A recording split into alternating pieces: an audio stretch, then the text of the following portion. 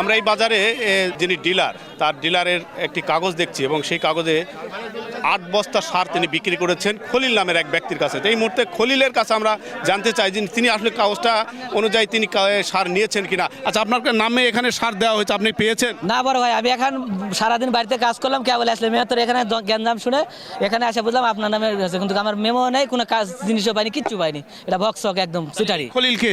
আমি খলিল মাসাপাড়া। কিন্তু আপনার নামে সারের ভাউচার কেটেছে মাত্র জানলাম এখন, সেটা নিজে মন করা করতে পারে, সেটা আমি তো জানি না, আমি জানি না। আমরা এই যে এতগুলো মানুষ, এখানে অসংখ্য মানুষ এসেছে, নওগাঁর পাইকরা বাজার, আত্রাই উপজেলার পাইকরা বাজার, অসংখ্য মানুষের এই অভিযোগ সার কালো বাজারে বিক্রি করছেন একজন এই ভুয়া ভাউচার দেখিয়ে। এবং এখানে যিনি ডিলার ওয়াহেদ নাম, আমরা এই ব্যাপারে আমরা আরেকবার একটু জানতে চাইবো, ডিলারের কাছে জানতে চাইবো। ডিলার এখানকার হচ্ছে সিনজেন্টার। আচ্ছা, আমরা অনেকগুলো চাষির আমরা অভিযোগ পাচ্ছি, এখানে একজন খলিল নামের একজনের আপনি কি ভাউচারে দেখিয়েছেন, তার কাছে সার বিক্রি করেছেন? কৃষি অফিস সবসময় মনিটরিং করছে। অভিযোগ কেন করছে?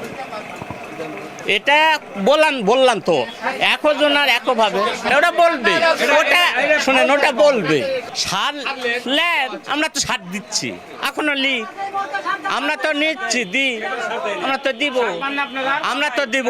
কৃষি অফিস তো আমারও কৃষি অফিস নিয়ন্ত্রণ করে। আমরা সার নিতে আসলে ন্যায্য মূল্যে আমাদেরকে সার দিচ্ছে না, অথচ বাগমারা থানায় উনি সার পাঠাচ্ছে, আজকেও পাঠাইছে আমাদের চোখের সামনে। আর আমরা আসলে বলতেছি আপনারা পরে আসেন, দিচ্ছি, দাম বেশি, সার পরিমাণ মতো নাই, আপনাদেরকে পরে দিব, এরকম বিভিন্ন উছিলা দেখাচ্ছে। আমরা কৃষক কি করব?